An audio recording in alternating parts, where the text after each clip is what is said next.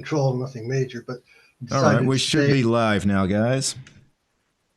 Decided to stay away for a year on it, and I didn't do anything at all. Didn't look at any videos. It's just casual stuff. And then 2 months ago, I came back into it, and I recreated my Debian environment in OpenSUSE. I spent the last 2 months learning OpenSUSE, Distrobox, Zelich, getting back into things, and it's just finished it now. And it's been quite an adventure. I've done over 1,500 AI prompts to get it to where it is now. I wouldn't be where I am now without it. It's made the difference. Yeah. Yep. No, all right. Yeah, guys on YouTube, if anybody hanging out in the YouTube chat, give us a yay or a nay on the audio. Specifically, can you hear me? And also, can you hear these other guys? Because my audio stream is different than theirs. Hello, everyone. Hello, everybody. Hello. Yep. Hello. Hi, everyone. Good morning or afternoon or evening, depending on where we are. Yeah. Yep. Oh, great. Just realized my camera not working. Okay, Big Pod. Hey, Big Pod, your camera's not working. Thanks. Keep that. Welcome. Thanks. So I want to start off by mentioning the big topic that everyone doesn't want to talk about. What's going on with the AUR? Are you kidding me? Is that the biggest topic? But yeah. Well, of recent times. Well, they seem to be stable now. Yeah, I mean. Well, right now it went down for me. It just went down. Oh, you just talking about the servers DDoS. having it? Yeah. Yeah, the DDoS attack. I thought maybe you were talking about the malware, but I think we touched on that last month. So there was some malware in it, and this month it's the servers are getting First the malware, and now the DDoS attack, and the DDoS attack has been going on for 3 weeks, coming on to 4 weeks, almost a month. What happened with the malware? It's just gone. They just removed it. They removed it. Yeah. So now it's a DDoS attack, and well, thank the Lord, I don't have any AUR packages. I just installed everything from the chaotic AUR and Flatpak. I was about to say, is it really that big of a deal? Because most of some people, yeah. For some most people, of the AUR packages build from source anyway. So if you had the the files, the package build. Yeah, I mean, the package builds are hosted on GitHub. The AUR announced it. They were like, go out to our GitHub, grab the individual PKG builds, and build your packages from there. But people are not doing it. They're still complaining. Yeah. Well, that's people that don't understand what the AUR is anyway. I mean, the AUR is basically it just automates building things from source anyway. So if you're going to build things from source, it's whether the servers are up or down, it doesn't matter. Yeah, but not a lot of people want to do it. They just want to run Paru or Yay and install the package. And it's always it's going to ruin your helpers. Yeah, I could understand that. Yeah. So timing out constantly. Some people have moved away from Arch because of that. Because they were like, we're sick of the AUR DDoS attack. If they're actually working on it, they should have fixed it by now. Well, they forget that Arch is a community-built distro. It's not a corporation or anything. The problem with the AUR, though. No. If you're getting DDoS, like basic fixes are extremely simple, Yeah, we're talking maybe 20. They're not going to move servers. They're not going to move servers just to avoid. Because moving servers is not an easy process for something that big. You don't need to move a single different server. All you need to do is configure things differently in front of the servers. If it were that easy, they would have fixed it by now. Well, if nothing else, all they need to do is put a Cloudflare in front of it, and it's DDoS protection, and it will soak a huge amount of those requests. Okay. One of the things they could do too, this is not going to solve the DDoS problem, but one of the reasons so many people use the AUR is because there's a lot of packages in there that should just be binary packages in the standard repos. There's way too much stuff in the AUR that should just be binary packages in the core repo. I do One agree. workaround is to, well, thinking about it, is to use NIX instead of the AUR. Sure. You've got Sure. more, I mean, more or better package that's where they're going to go. They're going to go straight to the NIX package manager. Right? But the thing is, if NIX screws up, your base system is unaffected. Yeah. That happened to me a while ago. You get a you go better set of from- options, and you bypass all the stuff with the AUR. Yeah. You go from horribleness that is AUR to even bigger horribleness that is NIX package manager. I agree. I'm just going straight to geeks. Big Pod, are you gonna turn on your webcam? I want to see your face when you disagree with everyone. Yeah. Well, it's the disagreeer. It's not the that I disagree with disagreeer. everyone. It's the fact that I hate You see, he's not I disagreeing literally with me. hate it. It is one of the worst Linux experiences you could ever have. With what? Like, AUR? Mix. It's one of the worst experiences you could ever have. I thought And he was AUR talking is about just insanity that it even exists. Like, it's a security nightmare. I am surprised there is not 10 times, if not 100 times more security problems known than it is reported. You know where there are no security issues with NIX? Because nobody uses it in production. Yeah, I was about to Exactly. say there's security issues with every package format. I mean, I think the same goes for the Arch. I never saw someone use Arch on a server. So, AUR being You're talking attacked, to one. You're like talking AUR to being one. attacked as a DDoS.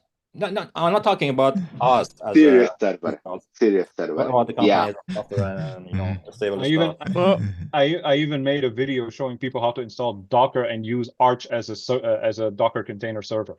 You have to be unstable. You have to be unstable to use tomorrow it's Arch gonna on be a done server. then. Yes. I mean, an I agree. unstable person, not the unstable operating system. The person has to be unstable to do it. I agree. Yeah, that's true. well, But what really gets me is all you have to do is disable it and not use it. yeah, I did disable the AUR. Yeah, but how many of the normal people gonna go and grab a source and compile it on their system? Like nearly zero. Well, yeah, but they can stay on it. Depending like on how you many said, AUR packages you use. I mean, I'm still on that. I just watch what's going on. If you're using mostly like normal stuff that's packaged in the AUR, not really obscure things that not too, most of that stuff's going to be packaged in the chaotic AUR anyway. There's already binary builds. Just add that repo and then forget about building stuff from the AUR yourself. It's like someone said recently. All Arch-based repos should include either the CachyOS repos or the chaotic AUR repos, because that solves the AUR issue. You could, if you find an AUR package you want as a binary on the chaotic AUR, you can just request it. They're gonna add it anyway. So. But I think it's added within 24 hours. Yeah. Everyone uses Arch to make a customized version of almost everything. Like if you go to the Ubuntu, you get some packages from somewhere pre-compiled. You know what you want. It's just exactly. And like I was saying before the stream, that it was hard for me to admit, but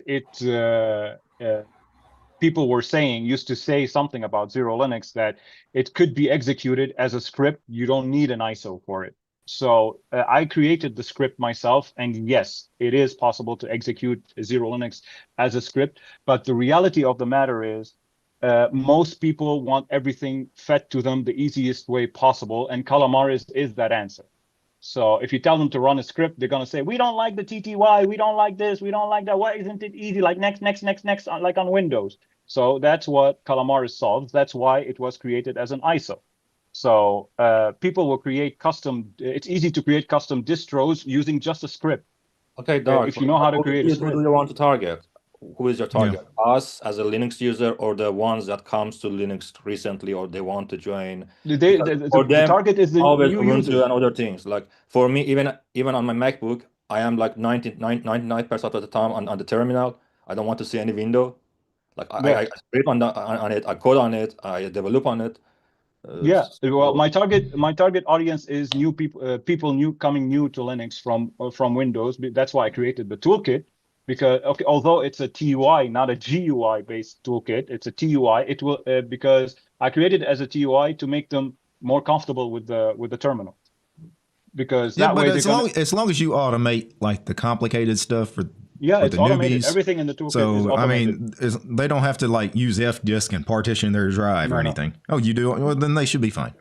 Yeah, the toolkit is just they want to install something, instead of typing sudo pacman and whatever, because that scares them. They just select what they want and it will install for them. They can It automatically installs the boot loader and all that. You just click OK. To be honest, a couple years ago, when first time I land here in this channel, I remember for the first time I was going to give the Arch a try, and I used DT's script for installing it, and then that was that nice. I think it was a window manager that tail or no, it was a Qtile or Xmonad. Yeah, one or the other. We had this script and configurations. It was really working nice. So I get what you're saying, like in terms of making it user friendly, but still, for me, even with like almost 20 years of experience, the Arch itself was a bit freaky.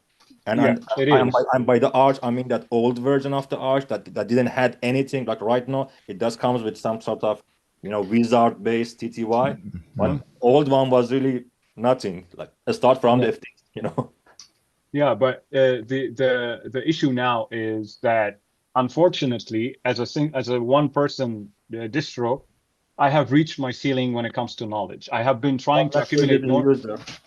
Yeah, so which programming language we use? I use just Bash. It's all Bash. Okay. So since I had to admit to everyone that I was using AI way too much and I wasn't learning anything, because whatever AI was spitting out, I just copy paste into the script, run it. If it fails, I give it back to AI, back and forth until it works. And that's it. I'm not learning anything. And I have an issue, mental block, where I'm not able to learn anything, even if I try. I get depressed. I become very antsy and angry and stuff. So I announced on the live stream that Zero Linux requires help, needs help. I'm throwing the word out there that Zero Linux requires help for if it is to grow. If they don't care for it to grow and they love it the way it is, then it is what it is. But I had to remove recently BTRFS and Nouveau. To be honest, let's be real, okay?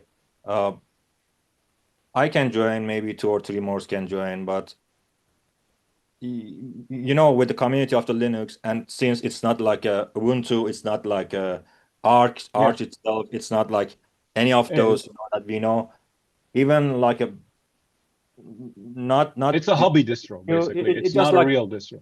Yes, you know what I'm saying. Like if we even join and try to help you, Are you saying it's a pointless distro, Steve? Is that where you were going? No, I'm not saying that. What I'm trying to say is that the only help we can do for the Zero at the moment is that maybe me and some of the other who knows the Bash scripting, Pythons and C maybe can join him and just make one stable version out of it, and then leave it for every 6 months and then go for next stable version. Yeah,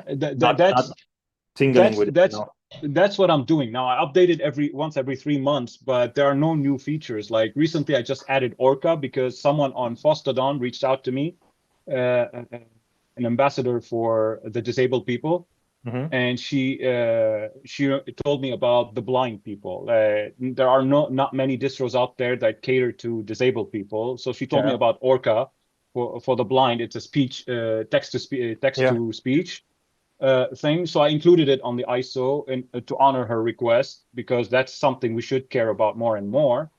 Yes, but that's it. I had to remove BTRFS and Nouveau because BTRFS broke on Zero Linux. I don't have no knowledge how to fix it. That it's not documented because the creation of distros is discovered by people, and like I said, they don't document anything. They just tell us, go look at our GitHub, figure things out on your own. Like when you say ButterFS is broken, you talking about the installation of it now is not working for you? Not the installation of it. Like if you select BTRFS and Calamares, the installation is done. When you try to reboot the system to get into it, it will fail because it doesn't copy a certain image. That's a Calamares. I remember that's a Calamares and the BTRFS. They fixed it. CachyOS fixed it, but there's no documentation on how. You have to go to the GitHub and check the git log and the merge and the logs of the operation. I checked all that because our files are different. My Calamares is different than theirs. Yeah. My configuration is different than theirs, completely different, like from the ground up different. So I can't tell where I saw things related to Btrfs, but if I apply them to my config, it fails. It continues failing in different ways. So I can't figure it out. So I had to remove it. And Nouveau, it's for whatever reason, it's causing the CPU to get pegged. If you are an Nvidia user, it causes on KDE only. It causes the CPU to get pegged to 100% when you boot the ISO before installing the system. So you can't click next or anything because the mouse will not move. So I had to remove Nouveau. Let's work on it behind the scene. Okay. Yeah, because things like that, and there's many other things I want to do, like CachyOS's hardware detection thing, to be able to integrate the NVIDIA drivers automatically on the ISO instead of having users install the drivers post-install. Many things I need to do, but I can't because I've hit my knowledge ceiling.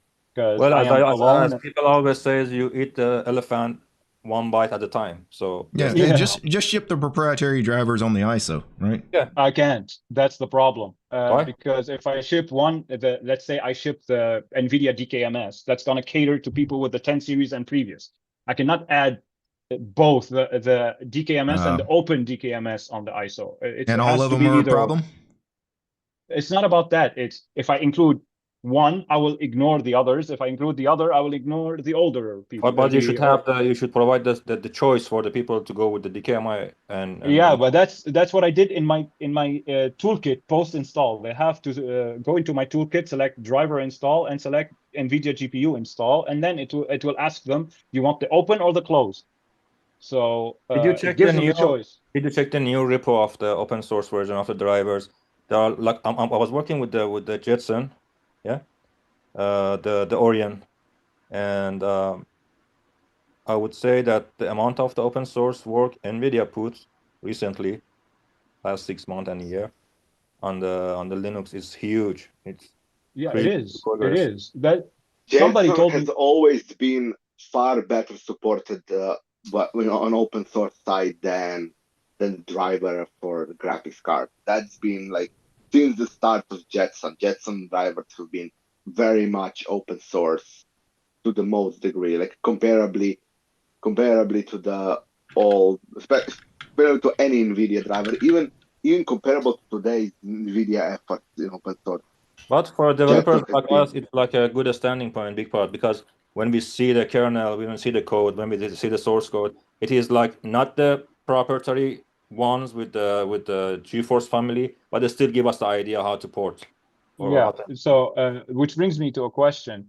Someone brought it up on my live stream last night. It was leaving the choice to the user for the drivers post install is better than including it on the ISO, because on the ISO it's kind of limiting and it creates more work than the same. If I remember correctly, Arch do the same. Arch do the same, yes. But the problem with the Arch install confusion. Like if you switch later to the different UI, I tried it with Arch many times. If you come up with one driver, choose whatever you want, and go with one UI, then you want to remove it and reinstall another UI, you're gonna almost start from the beginning. Yeah, but the problem with Arch install is when you select an NVIDIA driver, since they consider that the multi-lib repository is disabled, they don't ship the 32-bit libraries for the NVIDIA driver. So the way I do it, with my toolkit on Zero Linux, the multi-lib is enabled.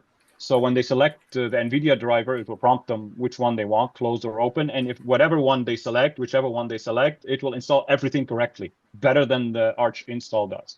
So people told me that having it in the toolkit, it leaves more options. It gives them more choice rather than being limited to the ones in Arch install or including it on the ISO.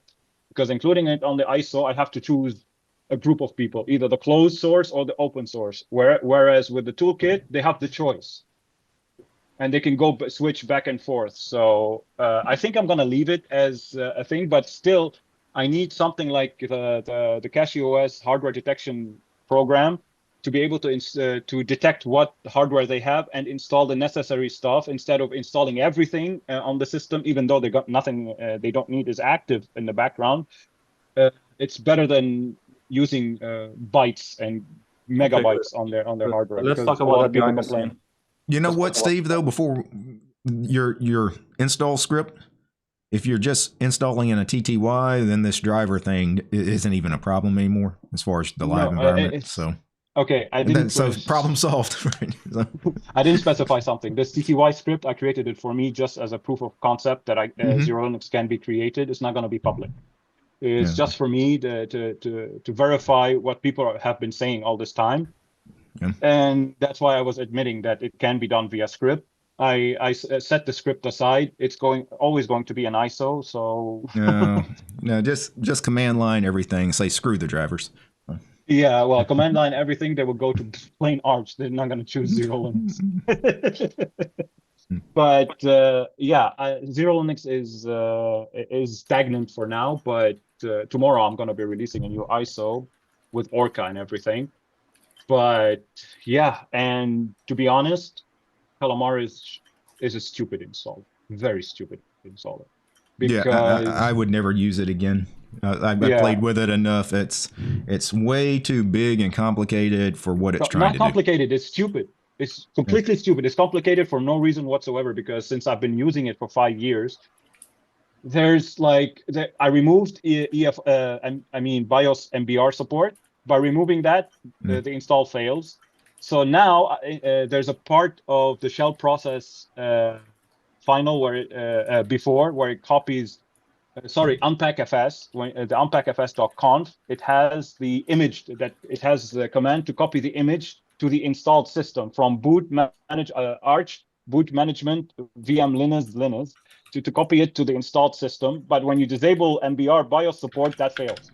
So now what I do is I pointed to user lib kernel version. So every new ISO, I have to modify that file to point to the correct Linux version. I cannot use flags. Like Calamares is so stupid because it doesn't understand percent. Like you want to tell it to grab whatever file, a file from whatever folder, like the %v to detect automatically whatever version of the kernel exists. It doesn't understand flags like that. I mean, not flags.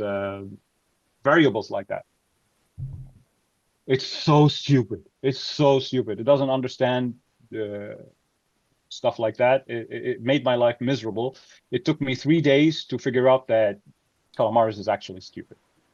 So when I said it's too complicated or whatever, it's really, for something that could be 500 or 600 lines of bash, to have this gigantic, cute interface, thingy.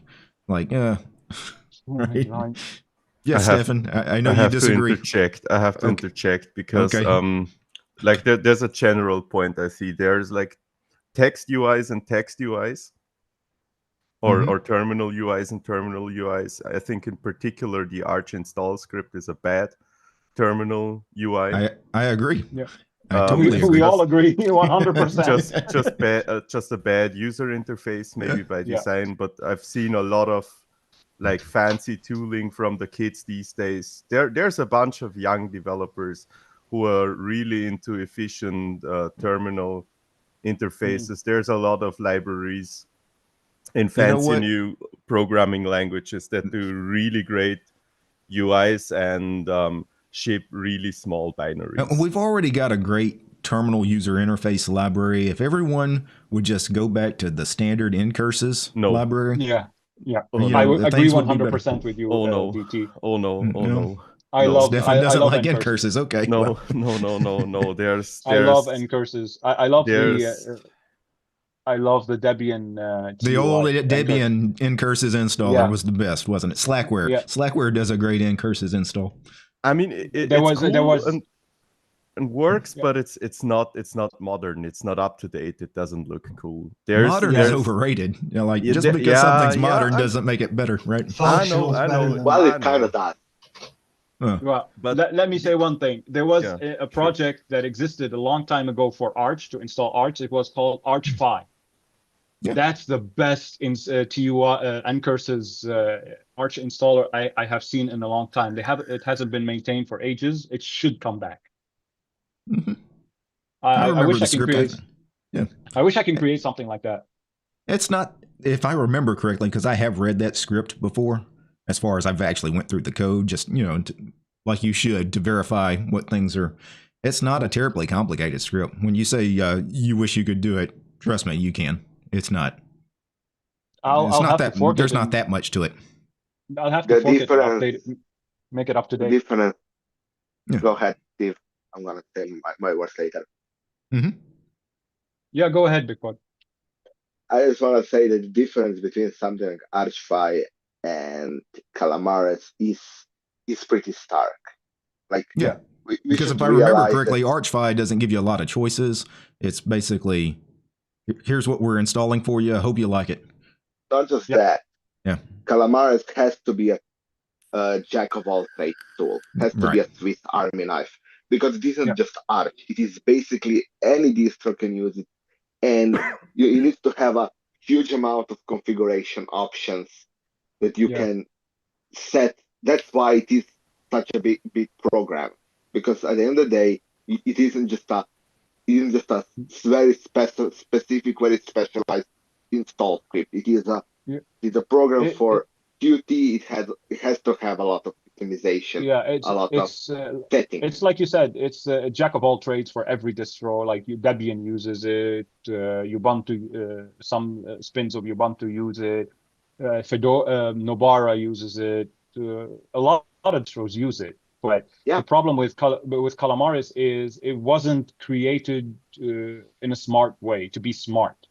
It was created to be configured manually by the developer or the distro maintainer, not for it to be smart and understand what you mean, like use %v or use $user or whatever. It doesn't understand all that. It's right. That's fine. That's fine. Yeah, but it's dumb because it is meant as a tool for this distro maintainer. It's not meant as a tool for basically everybody. It's meant as a tool for people who know what they're doing and who have time to invest into learning something like Calamares. Yeah, because it will make their life a large amount easier. No, what I mean by making it smart is making our lives as distro maintainers a little bit simpler as well. Instead of having to every ISO version having to put the kernel version like 6.14-1-arch1, put %v and forget it for the rest of eternity. It will automatically detect whatever file is in there and it will copy it over. But no, it's not smart. You have to manually put on which part of the history of the Linux community in any distribution we ever made something easy for anyone. True. We figure something ourselves, we create a distro, we create an installer or whatever it is, no documentation. Years happens to have no documentation, no way of expanding it or so on and so forth. So if you ask me, regardless of your problems and everything is, all I see from the Linux these days is a server and on the hand devices for gaming, like a Steam Decks, and solely for better gaming performance on some scenarios, not all scenarios.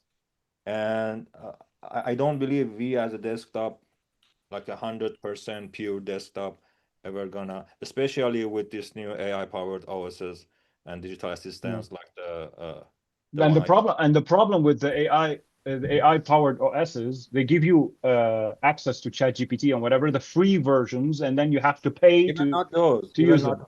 Even not like the Copilot, as I told you before the stream start. There are a couple of the new operating system coming in the market soon. I had a chance to play with one of those closed betas, and it is like working for you as a super digital assistant. Just give it a task, it goes through the task, even if when you are shut down. It's continue doing the task, doing the Excel book for you, doing your LinkedIn check, replying people, doing your workbook, and so on and so forth. Yeah, but that is extremely easy to implement. Relatively speaking, that's quite easy to implement. Quite easy to implement? Yes. Oh no, this is the multi-billion-dollar investment, and there is a huge sort of over Really? Oh, great. over Great. 2,000 All people working. it needs a couple good tool calls and an MCP server that encompasses the entire desktop. It's not actually that complex. Yeah, you know what? When Relatively Meta is speaking, offering of course. $100 million contracts to AI developers, I'm going to say it's probably complex if they're willing to pay people that kind of money. No, I'm gonna say what I'm gonna say. I was going to say one thing Look. about Big Pod. Big Pod, you remind me of my dad. What? He reminds me of my dad. I know everything, and you guys know nothing. I hope your dad doesn't watch the stream. I'm just gonna go ahead and throw that. I'm gonna tell you something. My desktop does AI on my desktop already does some basic things for me. I don't have to do manually because that is easy to implement and going. It's not a script. It's I made my own MCP server. My advice is always that when you want to talk about a topic, first, when I'm talking about the AI, I am the AI engineer, and I'm building massive platforms for infrastructure powered by AI. Okay, so I have about almost like more than. Oh, great. And I can't tell you what I do in regards to when you're AI. talking about the AI powered OS, I'm not talking about the Copilot or you running some script, bashing and connecting to the ChatGPT. I'm talking about the OS, which is the cloud-based OS, and it's purely work as a digital assistant for you. For example, go look at the Warm Wind, which is a German OS, and they are in the closed beta. I played with it. Then you realize it's not just a simple thing to do. The infrastructure required for it, the microkernel system they wrote, and the whole operation it does, it's just not a bash script connected or an API connected to the ChatGPT or something like that. So Hamid, one thing. Sorry to cut you off, but no matter what you say, you're not gonna convince Big Pod. He is convinced. Yeah, I know. He's my old rival. We have this conversation for about like 5 to 6 years. So he knows me. I know him for a long time. When you say it knows everything good, Esther disagree. Yeah, I want to hear about what it knows. Yeah, Murray's on the right track here. Does it know everything good and bad about you? When you've been cheating on your taxes, when you're telling your wife you're in one place that would and be you're bad. in the other one. Can it report you to the law? Can it turn you in? Yeah, nobody talks about that, but it knows everything about you. Nobody's perfect. You lied for social lubricant reasons too, you know. I don't care if AI knows that I'm watching what's it called, Walker Texas Ranger. Well, I think his point is everybody does stuff on their computer that maybe AI shouldn't have access to or shouldn't record. Yeah, like credit card payment, bank payments. I mean, there's a lot of things I wouldn't want, recorded. Obviously, financial information, that would be very dangerous. Let's not go to the rabbit hole, because whatever you say, I'm gonna say to you that at the end of the story, in the network layer, people can put a tap. Yeah, I know where you're going. We're already compromised is the answer, right? I don't say by the hiding thing, like I remember back in day, like it was 2003, 2004, that Microsoft ISA server. I was used to install it on my servers for internal company use, for the for the firewalls and gateways and everything else. And back in that time was IRC chat and beginning of the Yahoo Messenger. And I was able to see every chat, every text, everything through the ISA cache. So that was my simple server setup on the company. Yeah. And how about I used to the internet on the higher level in the communication center? I used to have IIS too on my system because I was running a local website. I remember. Dude. ISA server was actually providing the magnificent caching and also firewall and also tapping of unencrypted. That's the worst part of it. Unencrypted and in plain text. And then when later I was working in the different ISP, they all comes with the different sort of tapping and storing everything, every single transactions, and everything can tie back to you. Even those wave of using VPN gonna hide you? No. When you buy a VPN account, when you start a session, that session gonna be logged under that VPN server. So they have your source IP and destination IP. So if you go and use, like, let's say XYZ VPN, and try to hack someone, they know what IP address first connected to that VPN. Exactly. And then if and they say VPNs are secure. I don't believe that. If by government is requested, then they have to provide your origin IP address, which is leading to who you are and where you were and when it happens. Unless you use like a Tor or something that is like a multi-layer decentralized network, which is, come on. Well, a lot of people claim that Tor is compromised, that the government's already. First of all, Tor was made by U.S. government. Let's be clear. First of all, Tor was made by United States Navy. I heard there is a backdoor, but in a sense, the protocol of the Tor, it doesn't have any backdoor, and I'm not really. Second of all, you can track things like that because you don't track IPs anymore. You track patterns. Yeah. And let's be fair, governments, if they want to have a backdoor in some of these open source projects, they're going to pay people to become members of that community, become developers on the project, eventually get into a position where they'll sneak something in, right? Shout out to your ton, right? Yep, well, that's where I was going. Yep. That's a bane. You can't tell me that guy with the XZ compromise, he was working for some government agency. You know. But let's not be the Simpsons.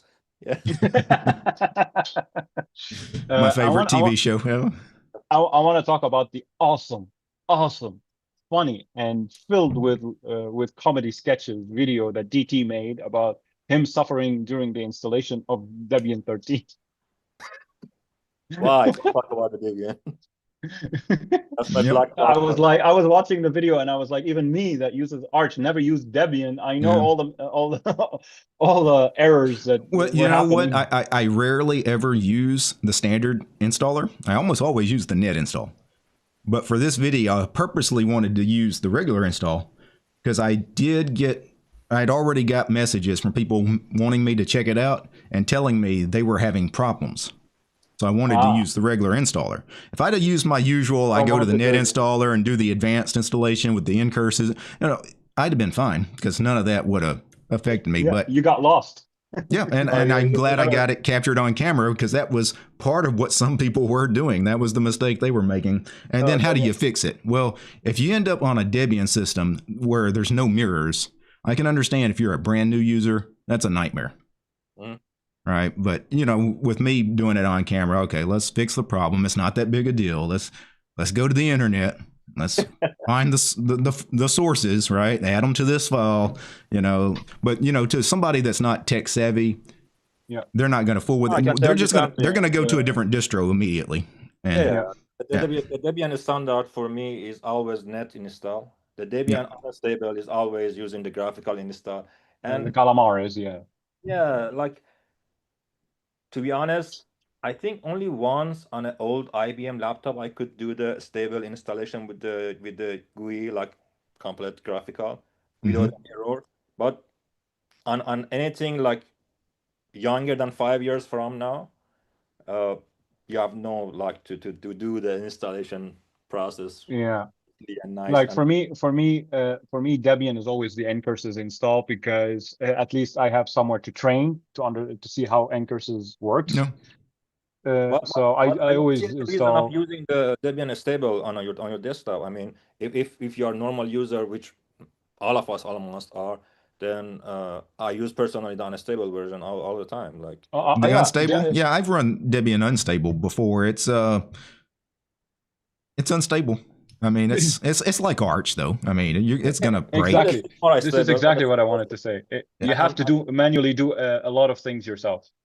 Yeah, but remember something. The deb packaging is there and there's tone. You have no AUR problems. Yeah, that's true. But you also have to understand you're not going to get any kind of community help, which for us it's not a big deal. I doubt many of us care about getting help. But if you're a new user. Like, if you go to the Debian forums and tell them your Debian unstable broke, they're going to ask you, why the hell are you running Debian unstable, right? Because that's not what you... No, they accepted it recently. Through the past couple of months, they accepted more and more because they themselves realized that the stable is just...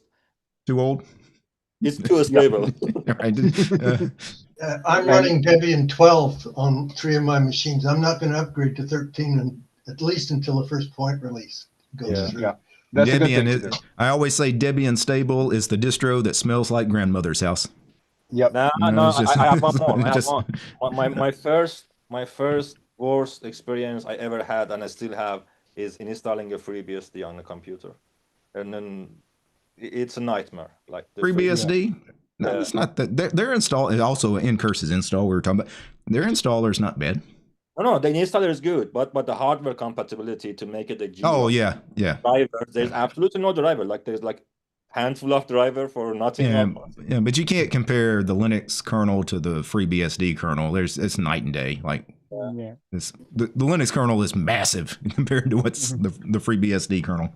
So yeah, you're missing all kinds of hardware support. Yeah, like you can run it, but almost no GUI, no nothing. Yeah. And DT, thank you. I need to thank you a lot for your video man pages, because the shove command. Yeah, one of my favorites actually. Yeah, it became my favorite because I created a die roller. Yeah, I've used Shuff for years for that exact. That's why I brought it up in the video. I mentioned if you're trying to randomize like gaming events, because most people do that for various games. Die roll. Yeah, die roll for Dungeons and Dragons. That Shuff one-liner for getting a percent number. You know, hey, 20% of the time I'm doing this, 80% of the time you roll it. It's 1 through 20, you do that. If it's anything 21 and above, you do the other thing, right? And that's something you could keybind even. You have a script, keybind it just to... That's what I did. That's what I did for Dungeons and Dragons. Like, I just created a keybind, the window key and R, super R. It rolls the dice when you're in terminal, and whatever number you get, you move. I found the video on Alacrity-E useful. That helped me quite a bit too. Yeah, keeping the window open on it. Yeah, it's good. Yeah, the little script. I forget what I called that script. Stay, right? Stay open, basically. Where I had a little script for opening terminals, running a command line. And the problem is, so they don't exit. Right? Yeah, I didn't know about reading just a single character. You don't have to hit enter. You can hit any key in it. No, that was good. I was just curious, when you SU to root, do you always? I presume you always enter the password. Does that sound right? Yes. Okay. I never enter a password. I have R, and it goes right into the root shell. I need to get out. There's a way to do it without passwords on it. Oh, passwordless root. Yeah.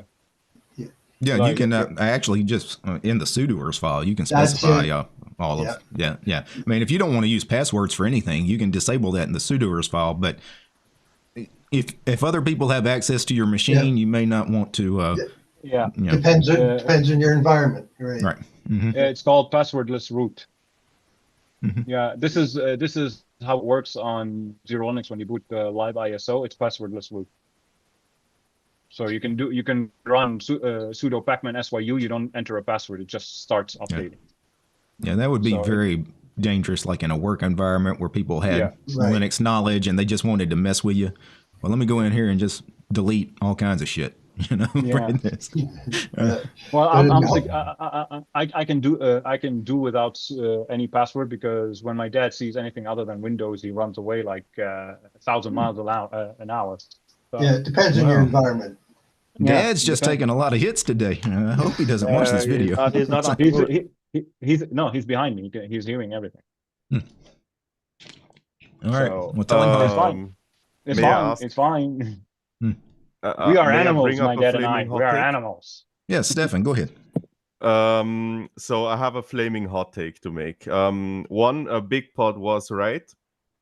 And the second part is I started shipping Bluefin Fedora spins, all kinds and variations. My father-in-law is running Kinoet. Friends mainly gamers are running Basite. There's actually no need to touch a terminal. Like for real, there's none. And the installation is one configuration screen cleaned up. The only hard part about it is, making a partitioning scheme and not botch up existing partitions, but it is what it is. That will always be there. And of course, as long as it's using the Anaconda installer. Other than that, this has been the best 6, 7, 8 months of doing Linux support for friends and family I've ever done. That stuff is good, and I mean like really, really good. And Bassite is actually impressive. Like it just works out of the box. All the used to be complicated gaming install Proton crap, it's gone. It just works. It's been great. So flaming hot take, you should try these containerized distros for friends and family. You know what? Now that you mentioned that, because I do a lot of installs on people's machines, next time somebody wants to try Linux, I'll go with it and I'll report back my findings as well. Yeah, thanks. In other words, for normal people, great distro. For beginners, it's good. Well, that's the only people I put on, like, is normal people. If they're techies, they don't need me, right? I just tell them, do it yourself. For us techies, it's boredom. I'm bored. I need something to break. Yeah. Honestly, for me, it's been absolutely great. Like, I want my operating system to be boring. Yeah. Nothing should happen. Then because you are a boring person. You are a boring person. No, I want my operating system to work, because when I wake up and when I need to work, whether it be for my work, whether it's for my hobby, I want the system to work, not for me to battle with it for hours. Whether it be programming, whether it be the other programming, whether it be editing, whether it be recording. I need this box or this laptop to fucking work at the moment notice. The operating system like Windows and macOS, they are really stable. Well, as the world changes, as we start moving to web apps, this is the thing. As more and more things just happen in the browser, and especially as more and more things just become AI, we're just going to interact with these large language models and other generative AI kinds of programs. The operating system becomes less important. So that's another thing. I hope so, because currently Windows with killing SSDs, that's not a great experience. Why are they killing SSDs? You with the latest update, I don't remember the version number of the update, the cumulative update, so you cannot uninstall it once it's installed. Go watch Jay's 2 cents video. But in the middle of it deleting data from the drive? The whole entire SSD disappears from the BIOS. Yeah, it's bricking the SSDs. It's bricking the SSDs. And not completely it's overwriting the firmware in the SSD. That's what's going on. Exactly. So it's overriding the controller. It disappears from the BIOS and everything. It requires a complete power cycle for it to come back. That's very good. Nice improvement to the Windows. Yeah, welcome to Windows, people. And apparently it's targeting 2 or 3 controllers, one of them being the Phison controller. Any SSD that's using the Phison controller and the 2 other controllers, they're completely screwed. So it happened to me. Like, I game on Windows, so when I was running a bench Cyberpunk 2077 Smart, the system blue screened and the SSD disappeared. A power cycle problem back. Just to tell Hamid, the reason I use Linux is because Linux makes my job easier. Yeah, don't use Windows. Stay away from Windows. Linux makes my job easier. Says the Apple fanboy, right?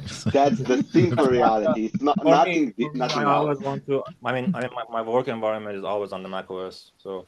Yeah. Speaking of SSDs, the Chinese have developed a SSD smaller than a penny that holds up to 2 terabytes. They're using it in gaming consoles at the moment. They always seem to use frivolous things for the new inventions. Graphene, they made tennis rackets out of graphene instead of doing something useful with it. But they get up to 2 terabytes on the small little penny size SSD, what they call an SSD anyway. Well, like recently, I just remembered that recently, when I went to Dubai, my brother introduced me to something, an AI service called Suno, SUNO.com. how should I put it? It's so damn good. It's The music so service? Yep. Hmm. It generates music, it generates lyrics, music, and vocals. Generative AI. Yeah. Aren't they And nice? you cannot tell Interesting. that you cannot tell that it's not a human unless you give it difficult words to pronounce, because if you give it difficult words to pronounce, it's gonna mispronounce every single one of them. Like I gave it configs, it kept pronouncing it confides. So I had to switch the word to configurations. There's a way for it to fix it. Yeah, more you and have more, to- I'm playing with a lot of these kinds of tools. Here recently, I've been playing with some of the AI image generation websites, kind of like you're doing with the generating music. And these things are so crazy good. Yeah. You give it a prompt, create this image, spits out an image. Okay, I don't like this aspect in this image, change it to that. And like these things are, it almost feels like cheating. Like, Yeah. it takes That's hours exactly of how I work felt. and does it in seconds, right?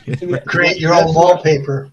Yeah. Yeah, no, it's not about that. Recently, a friend of mine, and she asked me because her mom passed away recently, but she wanted me to alter one of her pictures where she was all young and slim and whatever, to make her pregnant, appear pregnant in the picture, because she wants a picture with her mom while she was pregnant. Weird request, but I sent it to AI in 1 second, less than 1 second. It gave me freaking good result. I was like, I can't tell if that this was created by AI. The only thing that AI botched up was the drawing on her T-shirt. Instead of having a drawing, it replaced it with a completely black T-shirt. But You other can't than that, give it anything crazy complicated as far as a pattern, because it's going to screw it up. So, it's going to screw up mostly text. Mostly text. If you give it large amounts of text, the text is words are fine, but if you give it like a paragraph of text to do something with, it's going to screw up some of the characters. Not some of the characters. The one I use, I gave it arch. The word arch. Well, it should be able to handle a single word. It kept repeating. It kept repeating the word in the image, and then the paint. It was like diluted paint or whatever. The word, it was the A. You couldn't tell that it was an A. The R was weird looking, and the H was more like an A than an H. I think you mostly use the ChatGPT. Don't use the ChatGPT. Use other apps that can connect to the ChatGPT and provide the prompt. Yeah, DALL-E, is that the one that ChatGPT? Yeah, that's the one I use. That's not very good. That's the one I use. With the text in the image. But there are other, like the Canva. You can connect the Canva to the ChatGPT. You can even search the ChatGPT for better image, which is like yeah. You have to check the reviews also when you select GPTs in ChatGPT app, because there's in the menu there's one entry called GPTs with an S. You click it and you search what you want to do. Like for coding, you say coding, and it's going to list you all the coding GPTs. Look at the rating. If you get a lot of 1-star ratings, don't use it. You guys heard the news of the quantum computer that did a zip back to the time for 1 second? It did what? It returned back to the time for 1 second. It went back in time for 1 second. Yeah, it time traveled for 1 second back. For 1 second. Yeah, that's helpful. No, that's gonna break the many laws of the physics and universe that we understand as humans. Because up until recent, we always knew that going forward is possible. Freezing time based off the speed, you gain more speed, less time passes.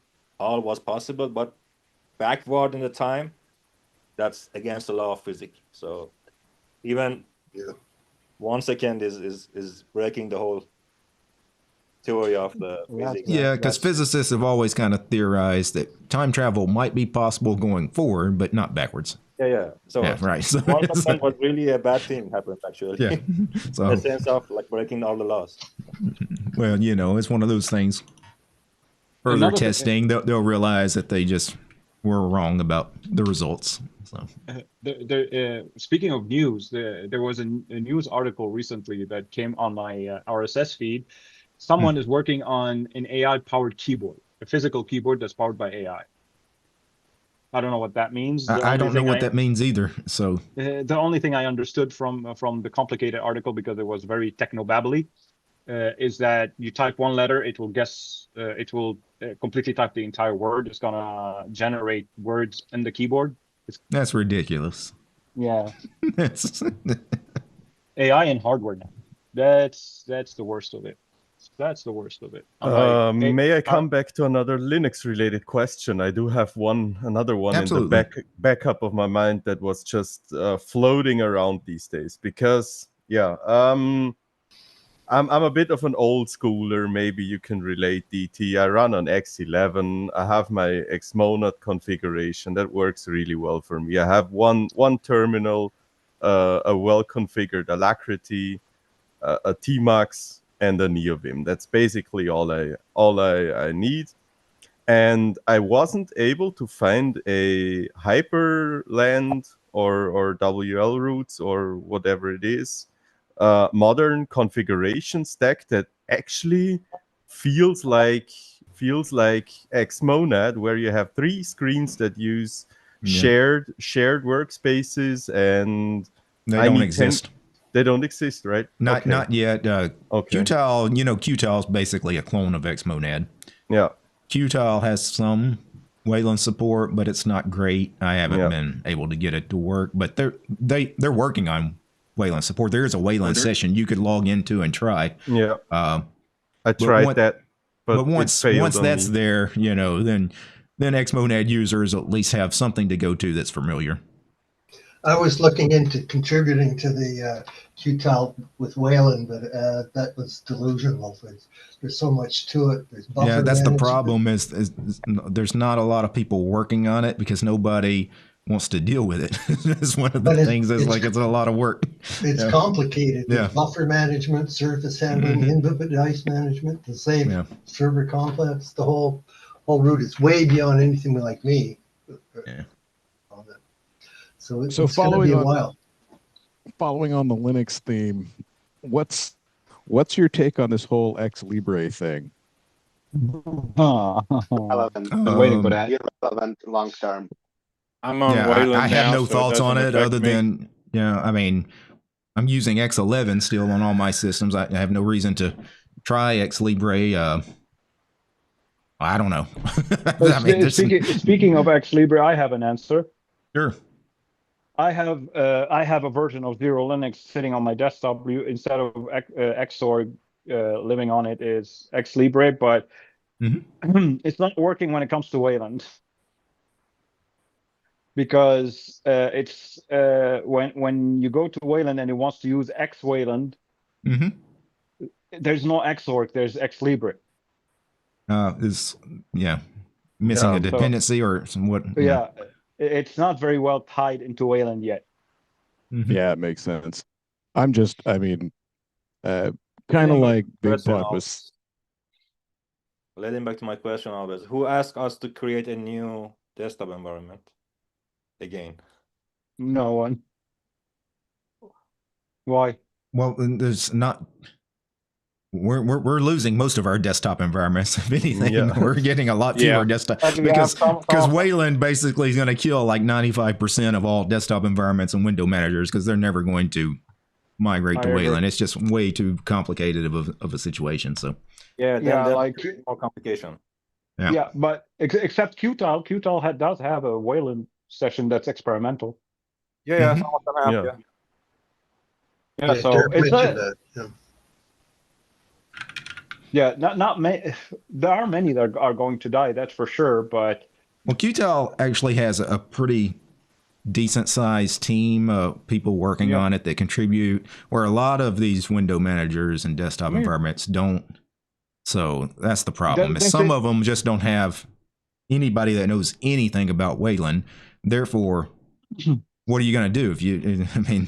Exactly. Murray already said it. Yeah, he was looking into it, and then he quickly realized, oh yeah, I'm not going to be able to do that. Well, that's the same with all of these people. Yep, like Zero Linux no longer ships with Xorg session, but I'm like, that's my argument. That has been my argument from the beginning. Like a single person can only do so much. without contributors and more people working on a project, the project is almost dead. So like I keep saying, like, if I continue to be alone, Zero Linux will not live longer than another 2-3 years, because there's so much one person can do. Yeah. If people keep telling me that they're worried that Zero Linux will die again, I'm like, it's not going to die as long as I get more contributions from people. But if I don't receive anything, definitely it's going to die. Nothing lives with a single person. There comes a time, sometimes you have to take the animal out back and shoot it in the head. Yep. But I don't want to do it again, because I did it once. I don't want to do it again. That was nice. Don't want to do it again, but still, coming back to the Linux part of things,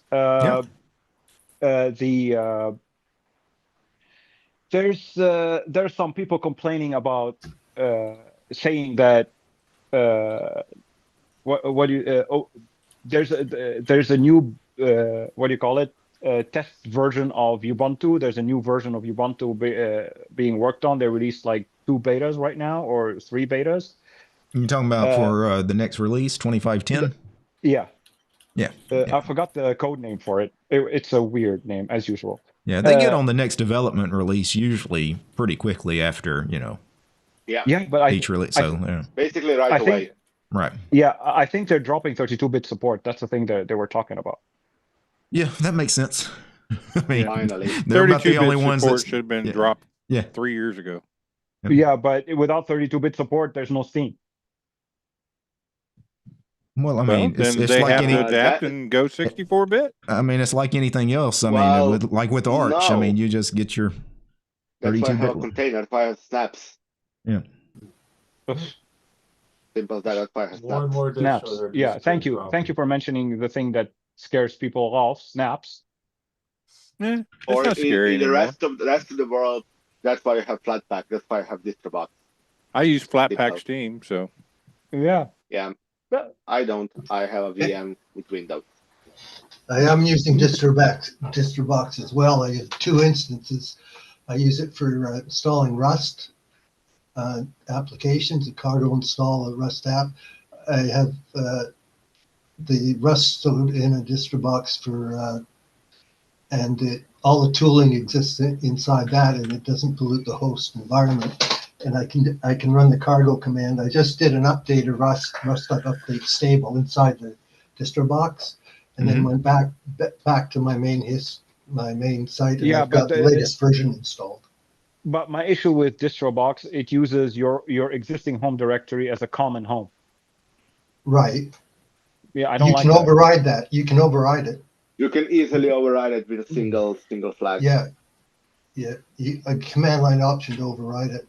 Or I think even create it, you do it. You don't have to use the original home. But I've found it useful to do so. I have no reason to override it, except, well, I did once because I wanted to test applications to see if they would use the dot files properly. So I masked out the home folder and run an application inside the Distrobox, and if it put it in the new home folder, then it's XDG compliant. If it still used the old home folder, then it's not. It's not working the way you want. No, I didn't know there was a flag to make it use its own home folder, but if there is, then great. But recently with my Docker container video, I was yelled at because apparently I did volumes wrong in my Docker Compose file, but the whole situation with using Arch as a home lab server, I got yelled at even more. They were like, "Are you crazy?" I'm like, I use what I know. There's no reason not to use Arch besides the fact that you're worried about it breaking. Why would it break if all you installed is base Arch, nothing more? No desktop environment, no nothing. There's no reason for it to break. Okay, so I have to agree with Steve, which pains me a lot. But if you treat your servers, which by the way you should, as cattle, then it doesn't matter what this is, how breakable it is, because it just gets replaced. That's the great thing about treating your server, your infrastructure as cattle. Kernel panic, rolling kernels, drivers, really? There's no drivers. You don't need drivers on a server. Oh, you don't have any storage on your servers, any NAS, any storage, any. Well, you don't need drivers for that. Like you don't need drivers for that. Everything is, for the most part, everything should be in the kernel. Yeah, exactly. Yeah. So yeah, I would hope for that stuff. Yeah, that should all be in the kernel. Yeah. So since you don't need anything, you're not treating the server like a desktop environment. You don't have anything on there except base Arch. There's no reason for you to be worried about it breaking. I have been using it for over a year on my mini PC as a home lab server. The only thing that died was my SSD. Arch is still working just fine. The reason the SSD died because I had a cheapo SSD without any NAND cache, so it killed itself. It went into firmware read-only mode, so I couldn't write to it. I couldn't do anything on it, and it wasn't appearing in the BIOS. So I removed it, replaced it with a WD Black, and it's been fine ever since. And I'm going into my hosting there. What kind of software you're hosting? Because one of the major issue with why we even invented the LTS releases is that you have a server, you have a Zen, for example, for virtualization. That Zen works with the kernel YZX, and there's a development team in the company sitting there. The host I'm using is Proxmox. Proxmox, it's running Proxmox, and the home lab server is a VM inside Proxmox. For the example, what I'm saying is that it's not only about the kernel or the hardware, it is also about the other software, like the version of the Pythons, the program you're hosting on it, the other software. Those never break usually. Believe me, they do. That's they why do? I've never seen it. I've never seen those break before. So, but when you go to the Python library and you want to do some Python coding, you will see each version of these Pythons comes with a breaking change, and you need to stay with one version, lock everything to that version. Well, every October Python updates to a new version, and if you've got any installs, you have to reinstall all your requirements files. Yeah, in October there will be Python 3.15, I think. Yeah, and if you got anything from the AUR that was built from source, you're gonna have to recompile all that to the new Python version. MKDocs is 100% Python. I'm not talking about your home server. I'm talking about when, let's say, you have a company side or a server side or enterprise. Oh yeah. When I say Arch, I'm saying for the regular user, not for companies. I'm not talking company level. I'm talking about private users with their home lab and whatever. It's okay to use Arch. I don't know why people keep treating everyone who uses Arch as a home lab server like a weirdo or a crazy person. The Python thing's a big reason why they don't, honestly. Downtime is not a case for you in any sense. And you are on your home and then you just want to have the latest of everything, then of course you can use Arch or in a sense, any rolling release for your server. A lot of people are going to experience breakages on an Arch server because every time you get that major Python update, it's going to break things. Also, if you're using it as a web server, I mean, you're going to have major updates to things like PHP and things like you're going to have you could blacklist some things not to update, sure, but then you could run into a weird dependency hell situation because some of the other things that are going to depend on the new versions are going to get updated.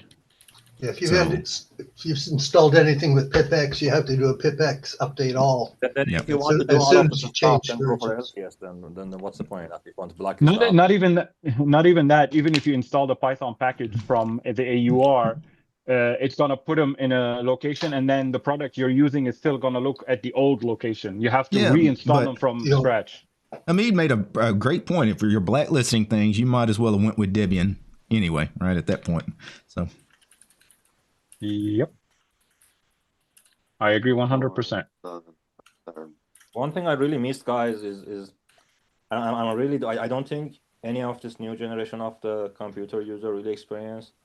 While we were talking, I just remember that fun time of working on the Commodore 64 with the really basic as operating systems, and how fun it was growing with the command lines, going to Microsoft DOS, and then the first version 3.1 after Windows, and the first Mac, and so on and so forth. The sense of discovering something compared to right now, which is bombardment of different technologies that you cannot even catch up with in terms of UI, operating system, AI, hardware. Like the other day, I saw a new PC from the MSI. It was a desktop with a big screen on it, the MAG or something, I don't know, whatever. And I couldn't even see any sense of having those monster on my table with this screen on it and stuff like that. And I don't see those fun. Like I remember playing there was a game like a ninja game, or I don't know, yeah, a ninja something, whatever, on the Commodore 64. I don't remember a ninja game. Yeah, it was a black. Because I'm old enough, I should remember the ninja game if it was on there. If it was a good ninja game, it was stealthy, and you never would have noticed it was there. Well, okay. I see what you did there.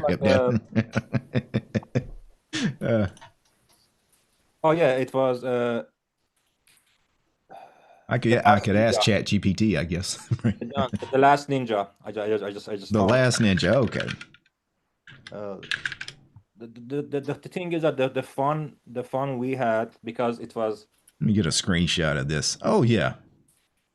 You know what? I think I do remember this one. Yeah, you don't want jumping and down the rivers and stuff like that. You should play it. I mean, it was a famous game. And but I still like feel I belong to that time. It was really more fun for me, at least, playing with those things, discovering the new OS, discovering working with COBOL, Fortran, C++.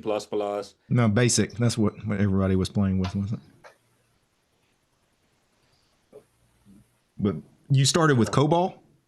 Yeah, I started with the macro assembly. Oh, I was about to say, because in my school, we started with BASIC. Starting with COBOL would have been insane. No, we started with the macro assembly and... subtitles. Yeah. And with the C, then COBOL, then Fortran. Then wow, y'all got into C. Wow. Then it was Fox Pro, then Visual Fox Pro, then the Visual Studio came to life with all those things that the Visual C++ and everything else. I remember a day back in, must be 2009, physics teacher doing IT class. It was the preferred IT class. And we had to implement, I think it was Dijkstra's, with Microsoft Visual Basic for Excel. You remember those libraries that needed, man, Stefan? Sorry? You remember that for everything you needed 2,000 different libraries to be installed? Yes, I do remember. And I have actual goosebumps on my skin as of right now, because it was such a horrible experience. It shreked me off doing actual coding and programming for at least 10 years. It was such a horrible experience. And writing the software was something. Making a package out of it that runs on different computers was different story. Like you had to package your software with 200 different executable files from Microsoft to run as a library, to run a software on a person's computer or on a. There wasn't a server that much. Everyone like had a computer for accounting. You didn't install on that computer. It seems like the universities especially have always been kind of behind the times when they're teaching this stuff, because even today, like they're teaching kids Java, and I'm like, why? Java's so dead. Why are you teaching these kids that? No, it's not. We need to script kiddies, man. Big Pod is triggered. Still, you're gonna hurt first. The first person you're gonna hurt is a Big Pod, so don't do it. The second Java is still one of the most employed languages in the world. C# and Java are out there. There are C# and Java. Huh? There are C# and Java are taught in every single college everywhere. Any college that has any IT program or IT curriculum, they will be Their first classes will be Java and C#. Man, if they wanted to prepare these kids properly, they go ahead and just launch them straight into Rust and Go. That's the other thing. That might happen.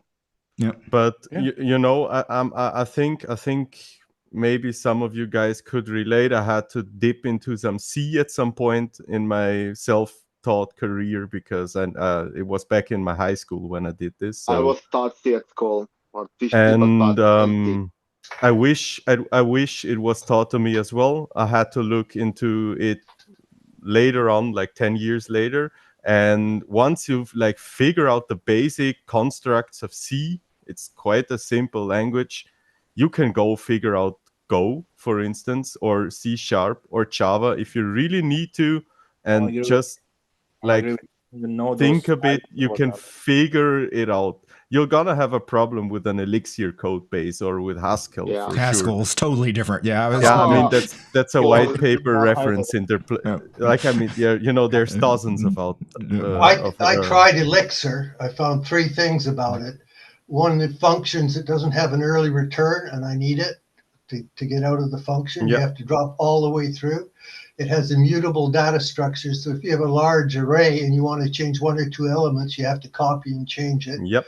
And three, recursion. I don't grok recursion. I tried it, but I need the for loops in there.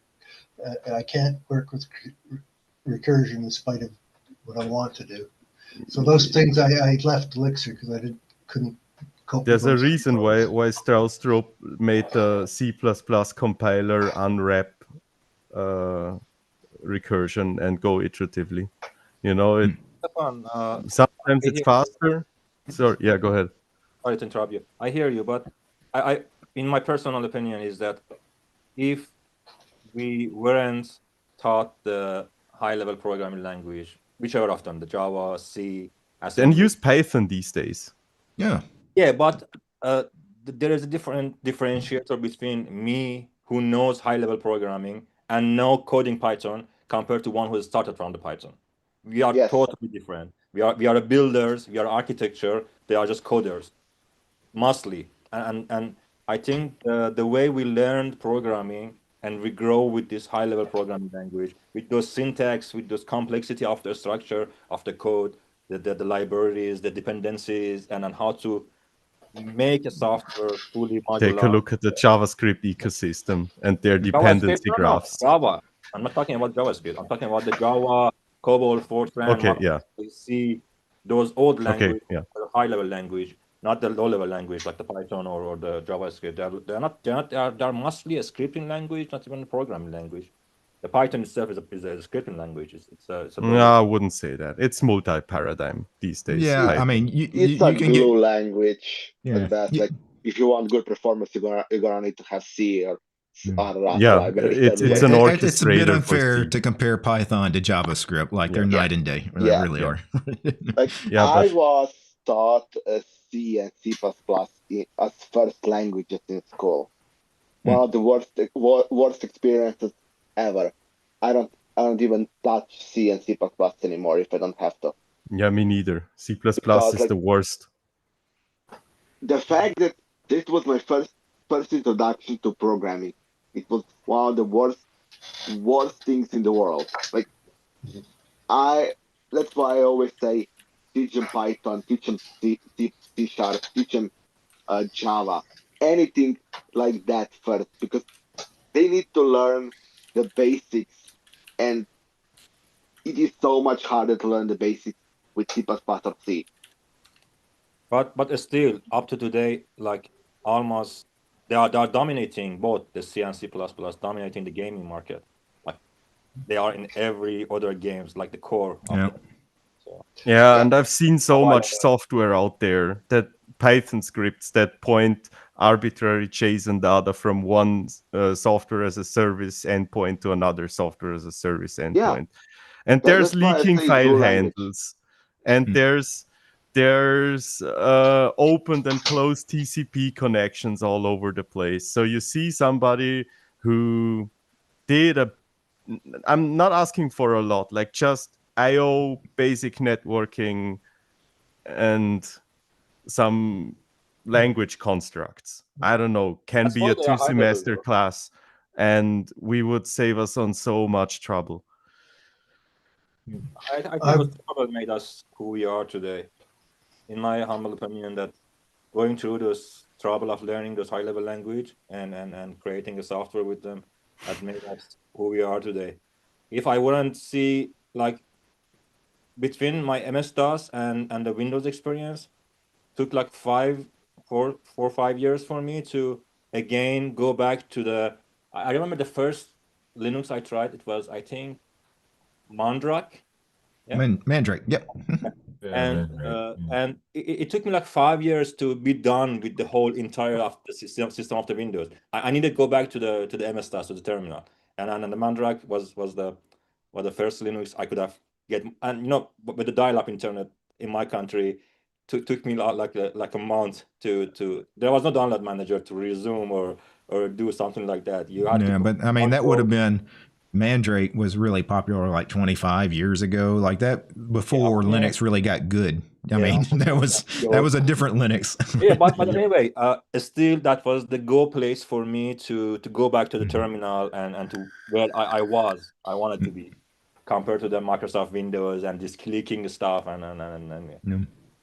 I started with seriously with the Mandrake myself, and I also used. So I remember. So I started testing Linux in '98, and then I started using it daily with the Corel Linux for about a year until Norton Utilities determined that there was a problem in the boot sector and by Linux.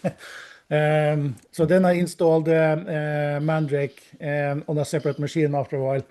After being using Red Hat for a year,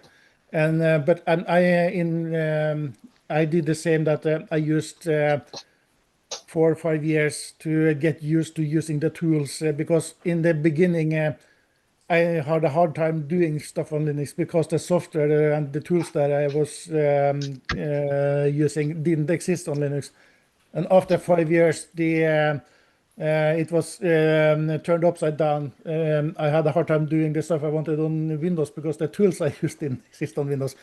So I also started with Mandrake doing that, which eventually became. It was a fun time for me to switch to something that is not Windowsy, like have a terminal, how I can bash, I can fingering everything in the system.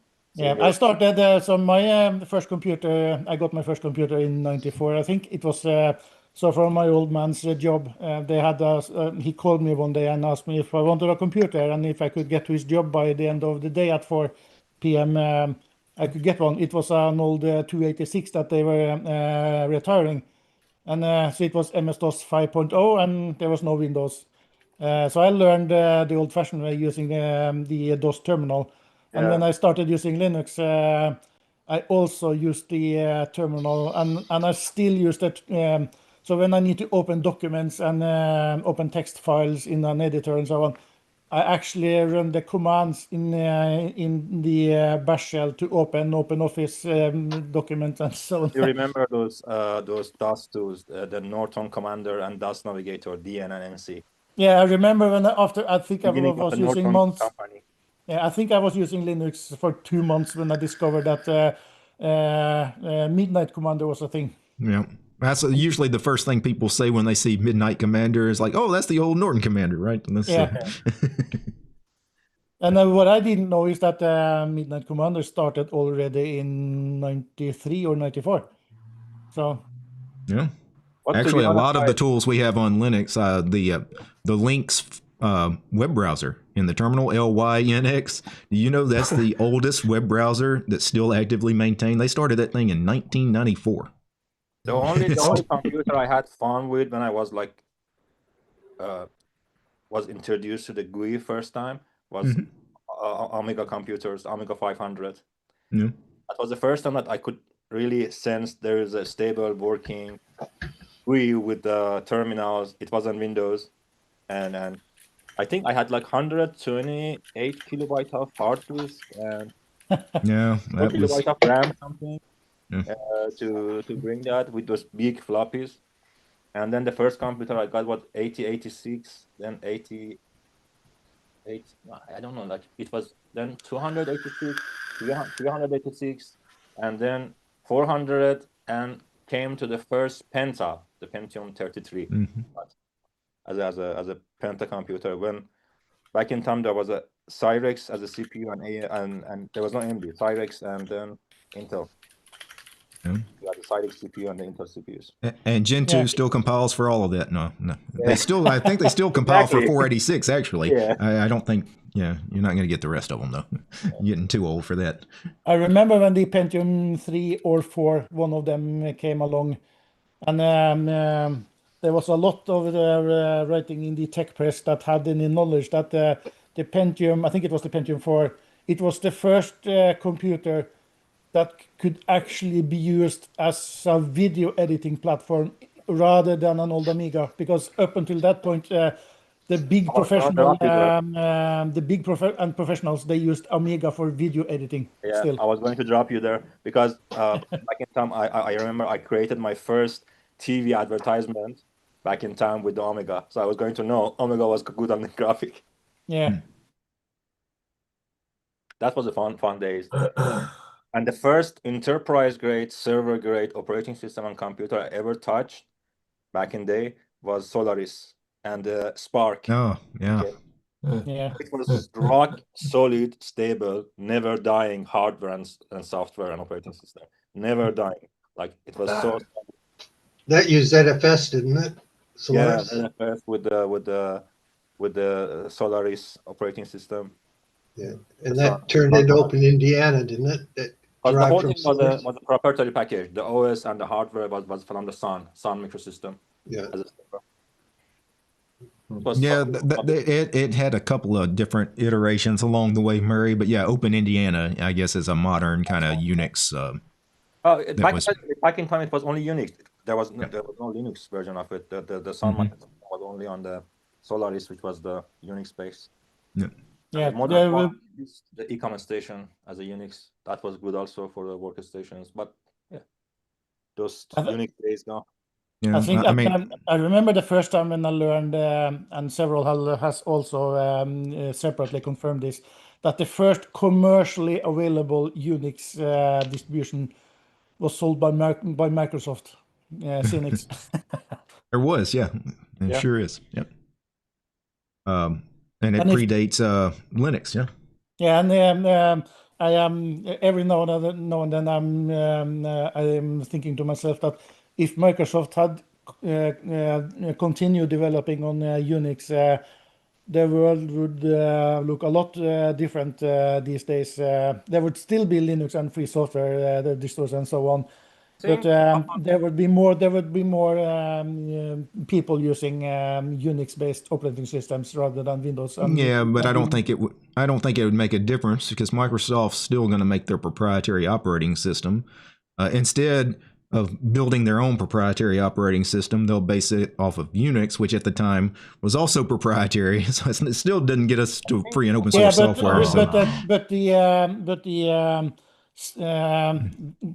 step, journey to convert to using free software would not be as big as from Windows. It'd be easier to convert the Windows users now, right? Because they're already using something kind of close. So yeah. But we kind of like we're able to steal all those Mac OS users, right? Yeah. Oh damn. That reminds me, there's a comment on the YouTube chat that I wanted to. There is a user who said that the Linux desktop will never be a thing. So, and why is the Linux community so? There is a misconception. There is not Linux generally has never really bothered to actually make something to compete with Windows. They are doing something because they want this certain thing for themselves, and if others also want it, then so be it. Which might explain why the user percentage is so low still, because we create something that we want, and if others can use it, fine. If not, then I'll use it by myself. Well, that's not entirely untrue, but yeah, but there's no market push for.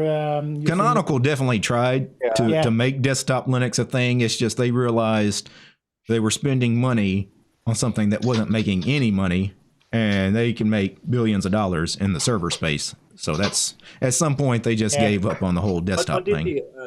I believe they started in the wrong time. If they would have started the same thing today with the games, they'd be much better off. You're right. Yep. Exactly. The big market, big chunk Yep. of the market with the gaming.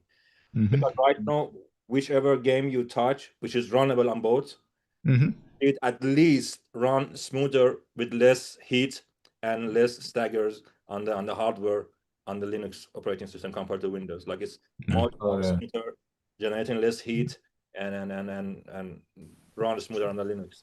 Yeah, I don't know. Sorry, yeah, go ahead, Sobel. and this is what Valve is trying to at least try to do something about. With they are putting some serious efforts into making sure that as many games as possible can run on when you're using the Steam client. They can run on either operating system that the user chooses to use, even though the user percentage is minuscule compared to the. Come on, guys, It's like, growing. It's Why? growing A lot. Yeah. It's growing a lot recently. And what speaks highly interesting to me is that carpaccio technique, an Italian type of meat served in finely thin slices, of Microsoft, of announcing the shutdown of Windows 10, and then we're gonna do another year, just one more year. And I'm really curious what that is all about. I think if you look at the interesting to me. If you look at the market share numbers, it's like we're over 5% now, Yep. I guess, on Stat Counter, and all of that 5% has come from one operating system, Windows. Windows has lost 5%. Like Mac OS is basically still where it's at. So Windows is definitely, they're not, the operating system is not their priority anymore. I think their priority more is some of their subscription-based software, things like Office. That's where they make all their money. They're pushing organizations to their 365 products, software as a service products, and the cloud, the Azure. I mean, that's where. Remember something, Stefan. For me, like I'm DT knows me for a couple of years. I'm the most relaxed person in terms of privacy because I know there is no privacy in there and then. No, there's not. An operating system pushing me to use the online account to sign in to my computer, and then I have to go through 200 different steps to turn off the privacy concern stuff in it for no reason, and then bloating my operating system with the ads, with the news, with the you name it. Then that's, for me, that was a dead end. Like I have a different take. The big thing that I hate about where Microsoft has been going, and all companies really, is the subscription model, period. I want to be able to pay for a piece of software and be done with it. Yeah. You know whose fault this is? Adobe. These subscriptions? No. It's Netflix. Netflix introduced changed the game. Since then, we started the enshittification. My apologies for that term, but it describes it pretty well. But the first one to actually try this was Microsoft. They actually tried to make this model in the late 90s, but they discovered that the market network wasn't ready yet. It's not that the market wasn't ready, but they got a rude awakening by the fact that almost all home users were still on dial-up, and there was no chance that they were ever going with those slow speed were ever going to use a subscription model. So they were actually trying to have a software as a service model even for the Windows, and they shelved it in the 90s because it was unfeasible at the time. Mm-hmm. Yeah. I hear you. Yeah. Reason why companies are these days going into the software as a service subscription model, it's very simple. It's constant stream of money. Yeah, which is what shareholders like, because there isn't just one bag of money you get from one individual today, and then maybe 2-3 years don't get anything from them. You get smaller amount, but you get it over time, which is also good for users, perceived good, because they pay less. Yes, over time they pay more, but when they see the number, they see less, even though in 5 years or even just a year, it's gonna be more. Yeah. There are two benefits. There are the two most basic benefits to subscription model, which is why they go for it. Yeah, but it doesn't change my point that it's consumer unfriendly, and I think consumer rights way more in this case than shareholders. Yeah, the shareholders profit. being happy, right? Yeah, like their wallet. I'm happy for their wallet being the way it is, but yeah. Well, for that laws need to change. Simple as that. Yeah. The companies need to look out for their. But it is a public company. People vote with their dollars. I mean, if people weren't buying it, Microsoft wouldn't make money, and Microsoft's making $1 bajillion. So they will buy it because they either want it or need it. And again, it is somewhat deceptive by the fact that it looks smaller, so you pay less right now, and people don't actually look into. And why can't the open source community do this sort of model? Why couldn't LibreOffice have a subscription model for people that want to donate to a project to actually support something that is much more privacy respecting? I think we need that because we can't compete otherwise. There are a few problems. The number one problem is that people don't want to pay for something they already got. Yeah, they already got the product, the LibreOffice, for example. They already got it. They don't. Why would I pay for something I already got? So you could offer them something that maybe doesn't come with a free. You could have a free and paid version. You offer them support. You could offer them some extra features or something. Exactly. You need to offer them something, whether that be support, whether that be extra features, whether it be X, Y, Z. It doesn't matter. You need to offer them something, because without that something being offered, they will not want to pay for nothing. That's the big problem for open source, because in reality, what we're asking is for them to pay for nothing. And even those who want to pay for that nothing, to feel good. And this is really what we're doing, is we're asking them to pay for us so they feel good. Something happening on your guys' end? No, I'm good now. And then one more thing. The problem is that. Yeah, I don't know if there was a networking issue or if people were having an issue, but everything seems fine. Yeah, everything seems. The problem is that there is so many of us open source developers, open source groups, that dispersing that money is issue. Because why would I go and I use let's say just simply say I use 300 pieces of software, whether it be over whole stack plus however many hundred libraries. How much money can I give to each of them for me to feel good enough, or for me to feel good that I actually helped them? You cannot do that. We need to consolidate to whom money goes, so it can be much better. But these are the big problems of. Well, my point was that some of the big projects, like LibreOffice, is kind of different because it's not like it's not just free and all open source software enthusiasts using this thing. LibreOffice literally has hundreds of millions of people around the world using it, most of them on Windows.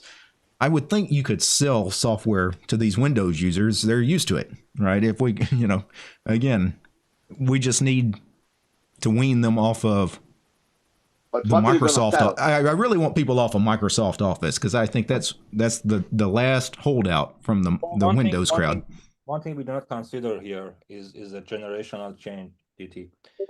When you have a generation who's grown with the Microsoft Office, and they are in a sense in ages that is hard for them to switch and flip, because of the GUI, because of everything they used to, So that change you're talking about, it's mainly come from the generation. Like for me and you, subscriptions is like a monster. For this new generation, they live based off the subscriptions. Their mobile, their cell phone, their computer, their antivirus. But we're not like that. If we were like that, we'd still be using WordPerfect. No. Consider something like, for me, I started with using the first version of the Norton as antivirus. The Commander. One time paid, that's done. And then today, who knows even such a thing exists as a one-time payment anymore? No. That the last version of the Office was 2007 or 2009, I think. Ages ago. Yeah, a long time ago. So, and then for this generation, the fact is that they don't see it anymore. But, well, there's another side of this equation too. You've got the enterprise side of things where everybody's using Microsoft Office at work. Like I have to use Office at work. I don't have a choice. So as much as I think it sucks, I don't have a choice. Yeah, but you're not paying the subscriptions. I mean, your workplace is paying the subscriptions at that point. That's true. That's the. And also, your work computer is not doing your computing; it's doing your job's computing, which is a little different. But yeah, it's annoying nonetheless. DT, I have a question for you. You said you want them to switch to LibreOffice. Or anything that's free and open source. Okay. I think the Microsoft Office is kind of... What's the benefit they're going to get from switching from Office to, let's say, LibreOffice? What benefit will they get? Well, the fact that obviously it's free and open source software and it doesn't have that Microsoft telemetry. That is irrelevant because that's not how to say this. I don't think it's irrelevant. The people just don't know about it. If you told them about it, they would probably be... most users. That is nebulous to most users. To most, but a lot of them, if they knew what was going on with that software, they would care. Most of them know what's happening with Windows. Yeah, they do nothing. Yeah, I don't know, because when I talk to just regular computer users, I don't think most of them, they might assume strange things are going on their computer that they don't know about, but they don't have a real understanding of, like, the fact that Windows is logging their keystrokes and things like they don't understand the seriousness of the situation in some cases. Yeah, there's an enlightenment. There are consumers. So in the mind of the consumer, when they buy which is mostly they buy macOS or the Windows, which comes with the Windows installations, and then trial version of the this and that, Then for them to taking the leap of breaking their accounting role or their business or whatever, because frankly, I see it really hard that normal people, except us, sitting on the computer, because they are either game or do Office. Yeah. And that's those small portion of us that actually doing the computer from ground to top. Like I don't remember in my history of life I ever brought a gaming PC as a pack, or a PC in fact as a pack, or a server as a pack. I always built it like the way I want, hardware, software, and everything else. So for that matter, even when there are OEM companies ship with the operating system, ship with everything else, and even though with the Linux, even recently, past couple of years, we have also some companies who ship laptops and servers and stuff with the Linux. Those really change the taste of the market and the people. So having Windows people suddenly jump to the LibreOffice, then problems comes. The majority, I don't know it's a case right now, but I remember back in time there was some version compatibility issues, especially in the Excel part, when you had the Microsoft on other party and you were LibreOffice or OpenOffice. Yeah, there is still some problems with the formatting. And that accounting guys who switch to LibreOffice, then they want to send the Excel sheet report to their boss, and the boss have the Windows computer, and then it's gonna yell at them. And you know what I'm saying, Well, at work, you're kind of locked in. I get that. I've worked at places where I had to use Microsoft Office. It was just a requirement. If I sent them something in an open document format, they would get pissy. It's like, what the hell were you using? Right. So those are the works and those are the gamings. And that's us. We always use OpenOffice and everything that we can. Those, one gaming, one doing the office, so they don't mind. Care about this. And I tell people that if you've got a job or a university that requires you to use a piece of proprietary software like Microsoft Office, then you got to use that. I mean, don't screw up your job, don't screw up school. Yeah, and keep using what in some of the companies, I even see that in their SOPs they say no open source software. Really? Yeah, if you want to install open source, you have to review it by the IT staff and systems. So because there is no monitoring of them. It's contracts and service level agreements, and basically they generally, don't want to mess with their own IT, so it's vendor they can, lock-in. That's what it is. That's what they can push it off Generation somewhere network else to do locking, some support. OEMs. That's just a reality. Yeah. Mm. That's unfortunate. But there's a German state, Schleswig-Holstein, who moved their public infrastructure to free and open source software, especially on the office editing space. And there's a bit of a domino effect coming in from Germany as of right now, as more states think of this model as to save cash, plain and simple. Stefan, today, I only saw this movement inside the Europe, which where even the SUSE Linux exists itself. Okay, so this portion of the world is always concerned about the security of and privacy. Yeah. And those portion of the world where DT lives, those are. I know there's it's a different culture, but I think there's still people in the US who might be culturally differently orientated, who value consumer rights and privacy. Look, I can tell you from analytics, I can tell you places around the world where Linux is big, and a lot of it has nothing to do with necessarily the privacy security aspect. Like Linux is really big in Brazil. I'm certain that it's not because Brazilians are just super privacy focused, but it's just that culture's been exposed to it, and they don't want to pay for Windows licensing, so they all switch into Linux. So, and did you remember something? Those portions that we see that's growing is that they have more access, at least right now, to the maybe older or second-hand hardware, more and more, and even running Windows doesn't make any sense, and those use Linuxes more than like all of us combined who choose to. They are forced kind of to do it. That's I think that's part of the growth. Like back in time in those Brazilians and South African countries. Because India, China, like there's a lot of countries. Chinese. Obviously, privacy and security is a big focus for them because of their government. So that would explain why Linux has some presence there. But Ben, you've got your hand raised for something. What you got for us? Well, I just wanted to bring up something about StormOS really fast. Sure. So we've reached since 2018, since we started, we've reached almost the 30K downloads mark on SourceForge. Cool.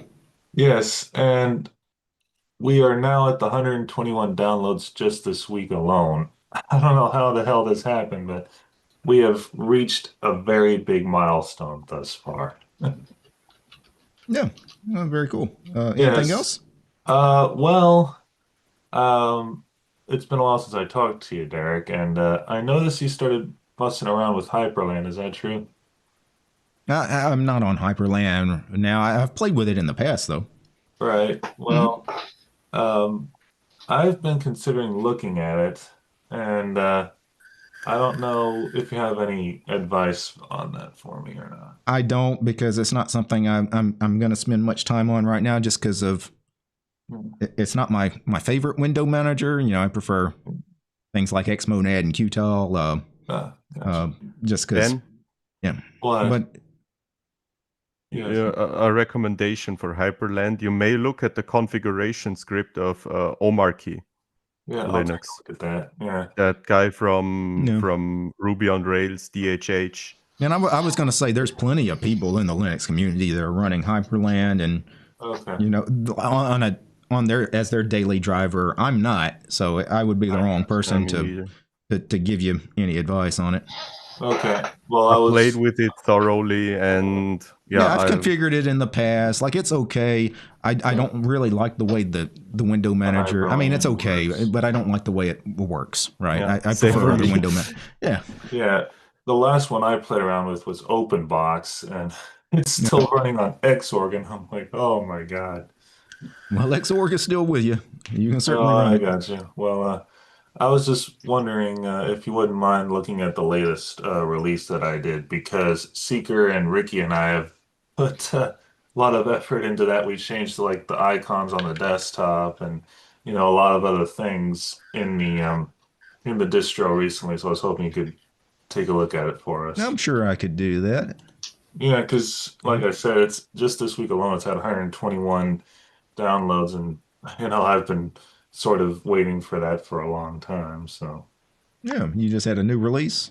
Yeah, just this past month in August we had one come out. So yeah.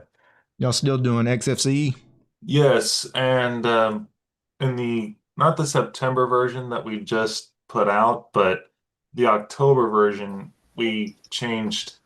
We have a brand new wallpaper, and actually the one we just put in just had a new one, but we yet again had another one that's coming in the October release. Yeah, well, I mean, if you've already got the September release out, I mean, today's August 31st, so yeah, so I don't know what kind that of release will take shenanigans effect y'all. tomorrow. Okay. Yes, either way. So yeah. Well, I'll wait till tomorrow to download it then if you're going to put out a new ISO. Yeah, we just put out the September release today. So. Oh, so it's already out. Okay. Yes, and we look forward to seeing that hopefully from you soon. So that's sort of my last word for this because I know we're reaching the 10-minute mark left on the show. So. Yeah, and I'm kind of on a timeline here today too because I got somewhere I need to be. So yeah, I'm glad you got to get that in. Either way, I will see you next month, I guess. All right. Thanks, Ben. All right. Peace. Uh-oh, I hear somebody's in trouble here. You don't know. You don't know me. Oh, sorry, that was on my end. My apologies. They're coming. Oh, you narked on me. Oh, it sounded the emergency siren sounded like from your country.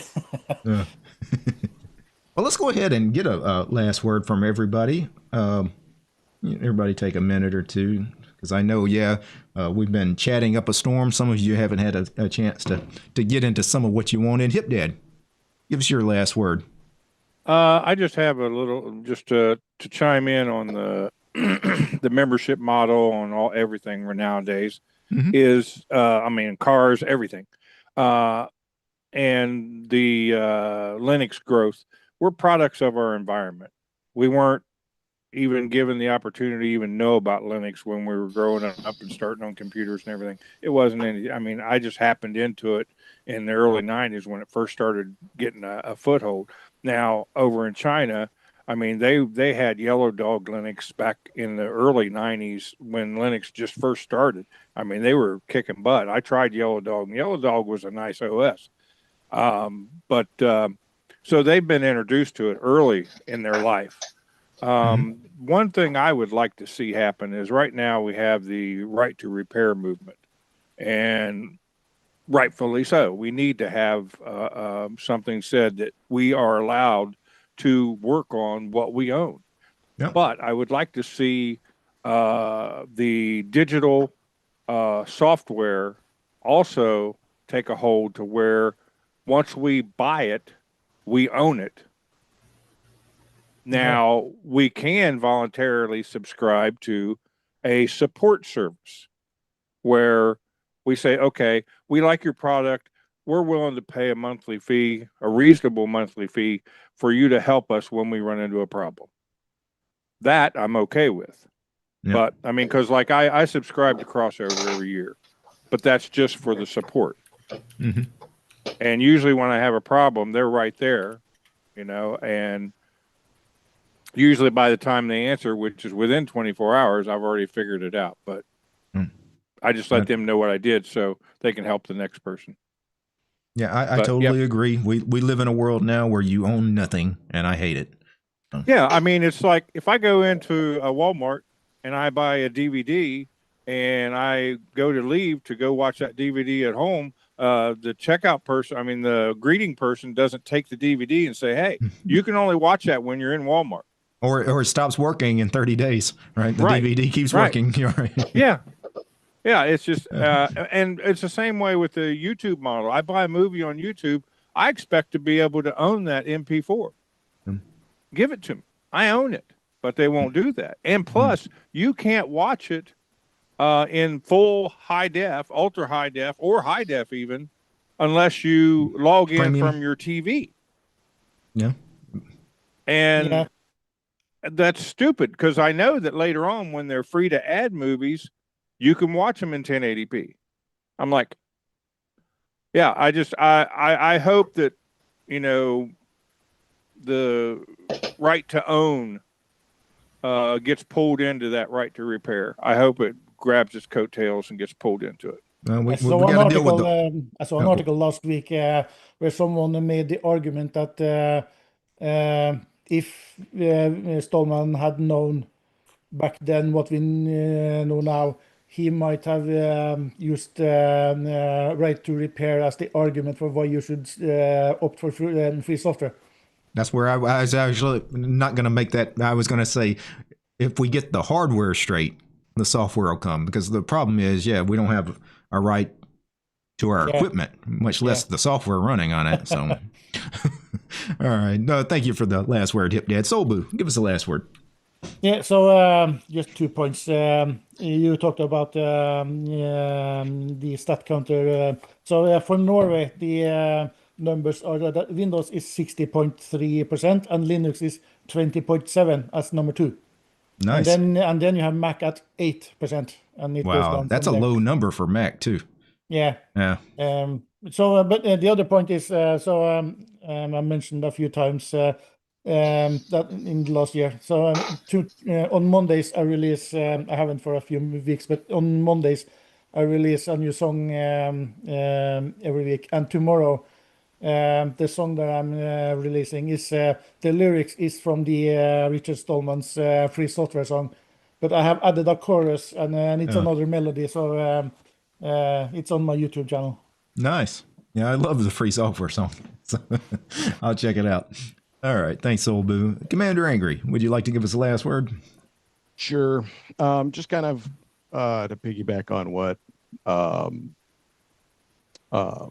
Hip Dad was saying, the privacy stuff and the right to own stuff is what has become really important to me anyways. That's what Microsoft Recall is what motivated me to finally start running Linux on my desktop, my laptop personally. And because I'm like, no, I'm not dealing with that crap. Right. So, and I do have to use Windows for some things or some tools that just. Yeah. Well, we've all been there. I mean, in some situations you have to use what you got to use. So, all right, Commander Angry, thanks for hanging out with us. Stefan, give us the last word. You should try the Fedora Immutable. Bluefin spins. Kinoite is great. Bassite is great. And other than that, I can agree with BigBot and Commander.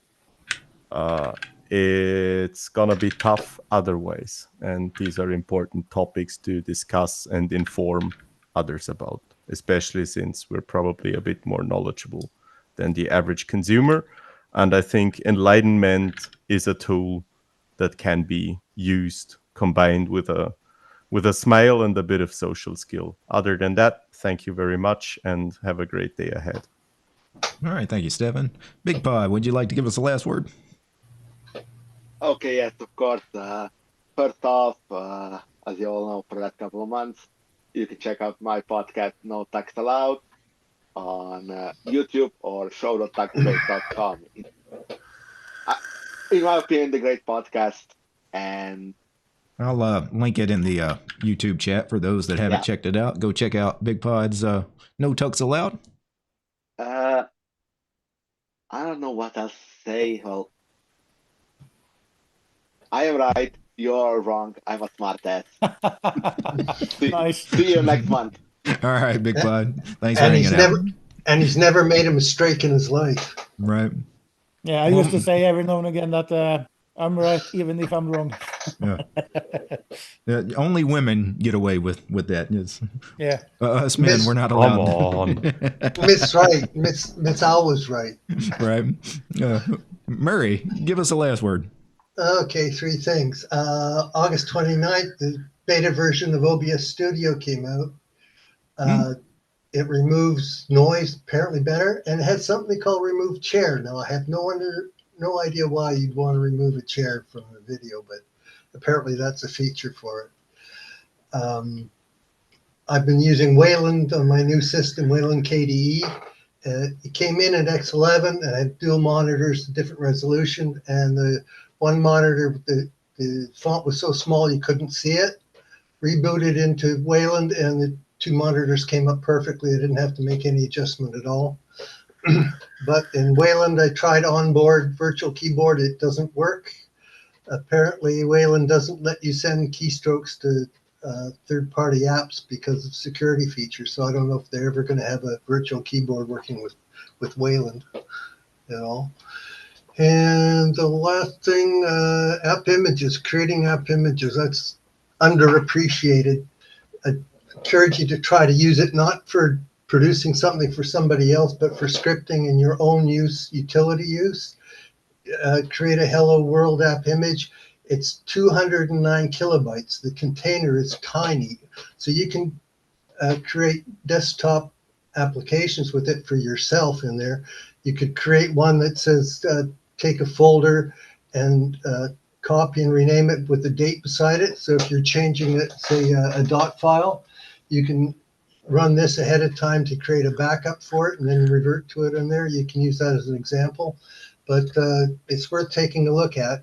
It's easy to do, create an app image. You can get the AI to show you how to do it, and you'll probably find a use for it sooner or later.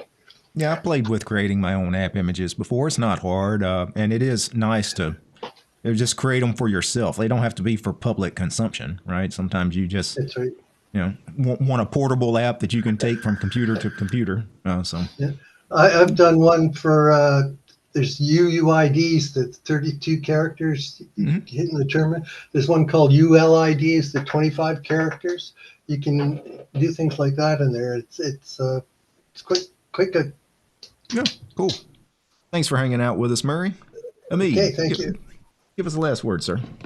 Yeah, I was thinking about what the Big Dad said about the subscriptions and everything else. I remember he also was the part of the situation of this change. I remember that back in those times that on a DVD, we had those piracies and illegal copies and so on and so forth.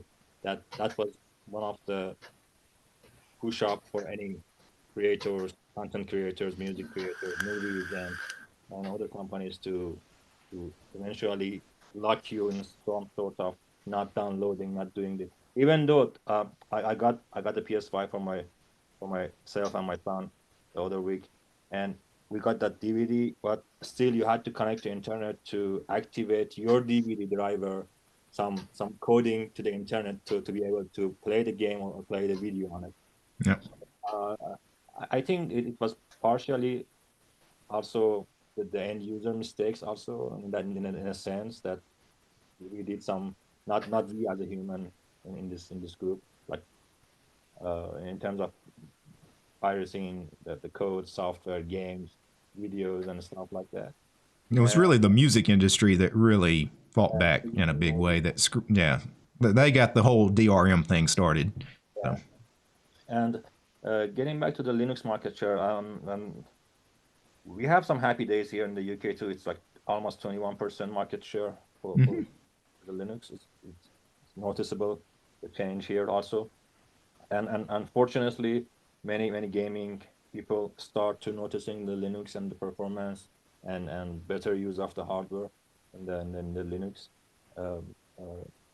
ecosystem, which is really good, but still we are missing those big portion of the enterprise companies and those SOPs and policies, which mainly come from the work environment, and those are the one who's feeding these mass companies to and helping them to steal our information and data and pushing us through the subscriptions like what we are facing right now. So yeah, that's all from me. Been nice to be here after all, and that is, gentlemen, always a pleasure to see you all. All right, thank you, Hamid. And of course, my last word is thanking you guys for hanging out with me on camera, and for those that already dropped off. We had Ben here earlier. Zero Linux also dropped off about halfway through the stream. He had to move on. Thank all you guys. Also, you guys in the YouTube chat. Thank you for hanging out. Other than that, everybody, before we wave bye, I'm going to show some names on the screen. All the patrons here. Thank all of those guys. And now let's go ahead and wave bye to the YouTube chat. Bye. Bye. Bye. All right. Live long.